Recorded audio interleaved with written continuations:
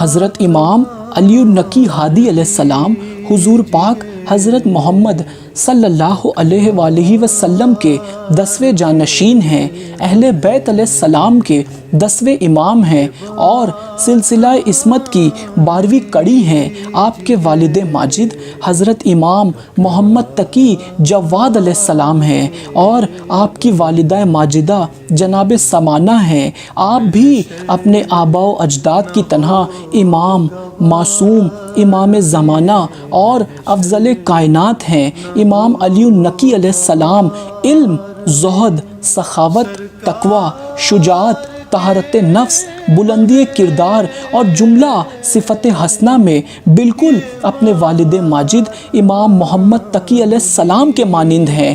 آپ کی والدہ جناب سمانہ سلام اللہ علیہا آپ سیدہ ام الفضل کے نام سے بھی مشہور ہیں۔ امام علی النقی علیہ السلام کی ولادت مطہر 5 رجب 214 ہجری کو منگل کے دن شہر رسول مدینہ منورہ میں ہوئی۔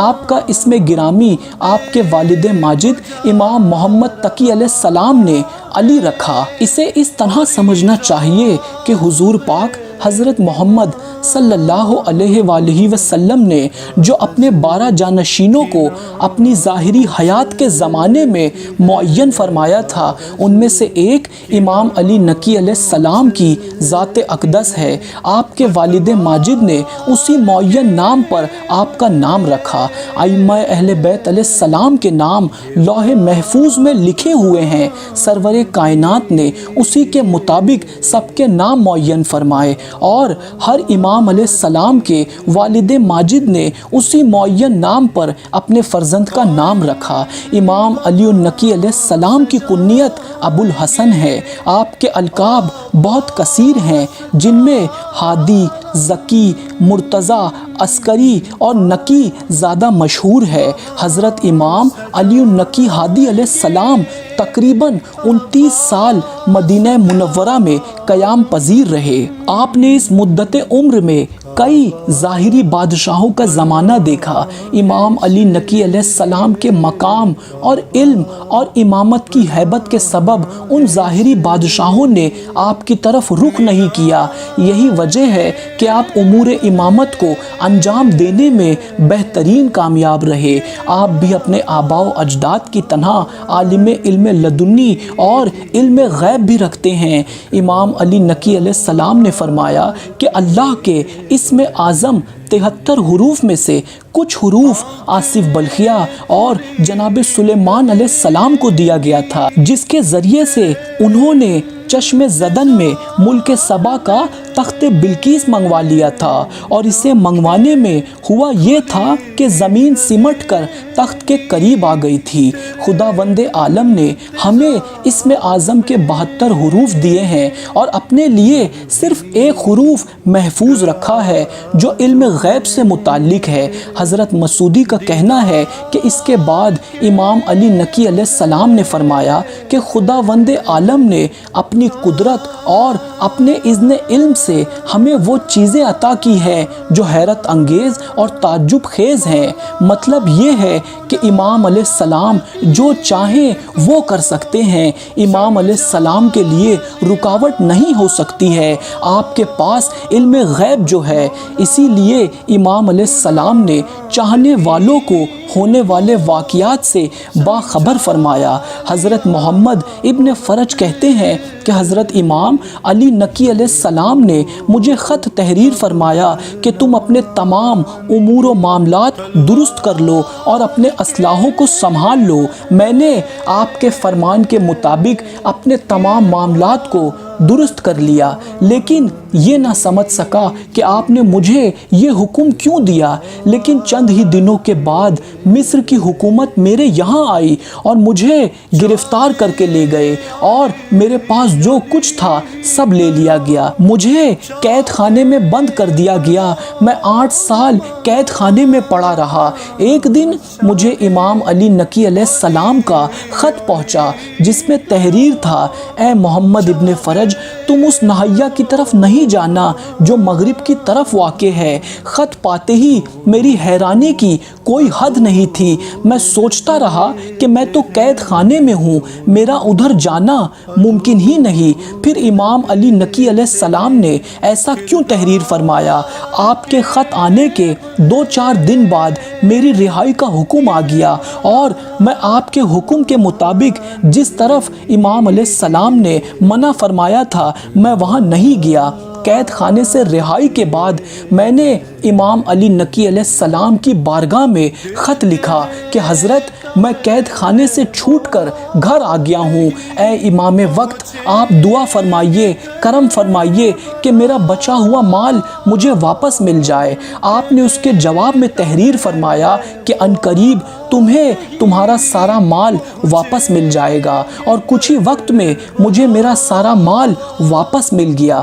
بے شک اللہ تعالیٰ نے ائمہ اہل بیت علیہ السلام کو علم غیب عطا فرمایا ہے، اور ائمہ اہل بیت علیہ السلام کے ایسے بے انتہا واقعات ہیں جس میں صاف واضح ہو جاتا ہے کہ ائمہ اہل بیت رسول کی ذات علم غیب سے بھرپور ہے۔ ایک دن امام علی نقی علیہ السلام اور ایک شخص جن کا نام ابن حسیب تھا، امام علیہ السلام اور وہ شخص ایک راستے سے ایک ساتھ گزر رہے تھے۔ ابن حسیب امام علیہ السلام سے کچھ قدم آگے بڑھ کر کہنے لگے، آپ بھی قدم بڑھا کر جلدی آئیے، استغفر اللہ۔ امام علی نقی علیہ السلام نے فرمایا، اے ابن حسیب تمہیں پہلے جانا ہے، تم جاؤ۔ اس واقعے کے 4 دن بعد ابن حسیب فوت ہو گئے۔ اللہ پاک ہم سب کو محمد و آل محمد کا حقیقی ادب کرنے کی توفیق عطا فرمائے۔ بے شک جو کسی بھی لحاظ سے حضور پاک حضرت محمد صلی اللہ علیہ وآلہ وسلم اور ائمہ اہل بیت علیہ السلام سے آگے بڑھنے کی حقیر اور ناکام کوشش کرے گا، وہ دنیا اور آخرت میں ذلیل و رسوا ہوگا۔ امام علی نقی علیہ السلام کے بے انتہا معجزات اور آپ کے علم باطن، علم غیب کے بے انتہا واقعات ہیں۔ ایک مرتبہ ایک شخص جن کا نام ابو ایوب تھا، انہوں نے امام علی نقی علیہ السلام کو خط میں لکھا، اے نواسہ رسول میری زوجہ حاملہ ہے، آپ دعا فرمائیے کہ لڑکا پیدا ہو۔ امام علی نقی علیہ السلام نے جناب ابو ایوب کو لکھا، انشاءاللہ لڑکا ہی پیدا ہوگا، اور جب پیدا ہو تو اس کا نام محمد رکھنا۔ امام علی نقی علیہ السلام کے فرمان کے مطابق جناب ابو ایوب کی زوجہ کو لڑکا ہی پیدا ہوا اور اس کا نام محمد رکھا گیا۔ اسی طرح سے ایک مرتبہ ایک شخص جن کا نام یحییٰ ابن زکریا تھا، انہوں نے امام علی نقی علیہ السلام کو خط میں لکھا، یبن رسول اللہ میری بیوی حاملہ ہے، آپ دعا فرمائیے کہ لڑکا پیدا ہو۔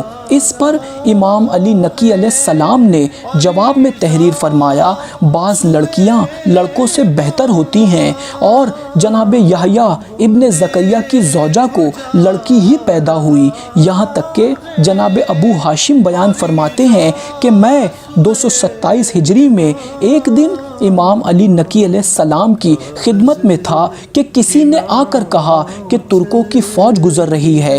امام علی نقی علیہ السلام نے مجھ سے فرمایا، اے ابو ہاشم چلو ان سے ملاقات کریں، اور میں حضرت کے ہمراہ لشکریوں تک پہنچا۔